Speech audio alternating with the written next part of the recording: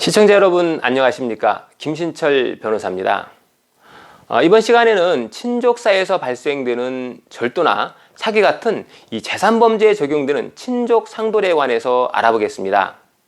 친족 상도례는 8촌 이내 혈족이나 4촌 이내 인척 그리고 배우자 간에 발생한 재산범죄에 대해서 형을 면제해 주거나 고소가 있어야 공소를 제기할 수 있도록 한 특례인데요.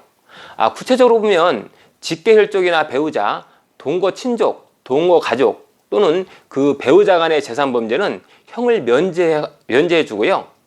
그 외의 친족 간, 예를 들어서 반계혈족이나 비동거 친족 간 재산범죄는 고소가 있어야만 처벌할 수 있습니다. 여기서 말하는 직계혈족은 존속인 부모나 조부모를 말하고요.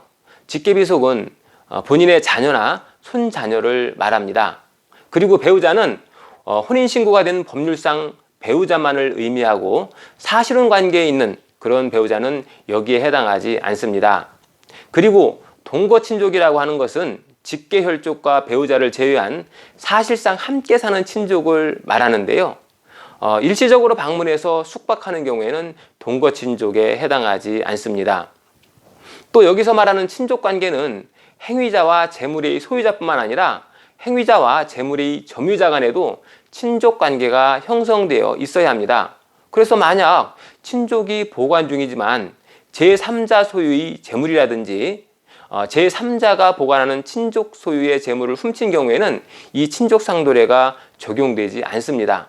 그러니까 이웃 사람이 아버지에게 잠시 금품을 맡겨두었는데 이것을 아들이 훔치게 되면 친족상도례가 적용되지 않고요. 마찬가지로 아버지가 전당포에 맡긴 물건을 아들이 훔친 경우에도 친족상도례가 적용되지 않습니다.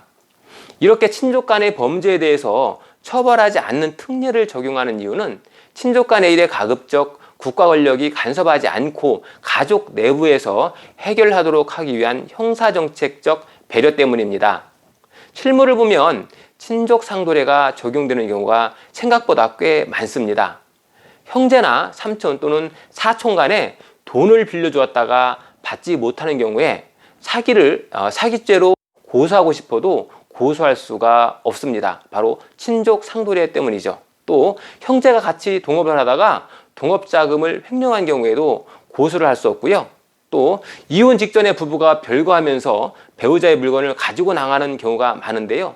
이 경우에도 친족 상도례로 처벌할 수 없습니다. 그리고 또 배우자가 없을 때 다시 집에 들어와서 냉장고나 세탁기, TV를 가져가는 경우도 있는데요. 이런 경우도 마찬가지로 친족 상도례가 적용되어서 처벌할 수 없습니다.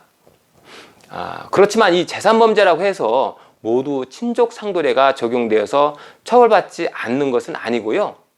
예외적으로 강도죄 그리고 친고죄 같은 거는 친족 상도례가 적용되지 않습니다. 그래서 친족의 재산을 강탈한다든지 또 친족의 재산을 부순다든지 이런 경우에는 친족이라고 하더라도 처벌을 받게 됩니다. 그러니까 친족 간의 범죄가 발생했다라고 하면 우선 이 친족 상도례가 적용되는지 먼저 판단하신 후에 고소 여부를 결정하셔야 하겠습니다. 오늘은 친족 상도례에 관해서 간단히 알아봤습니다. 김신철 변호사였습니다. 감사합니다.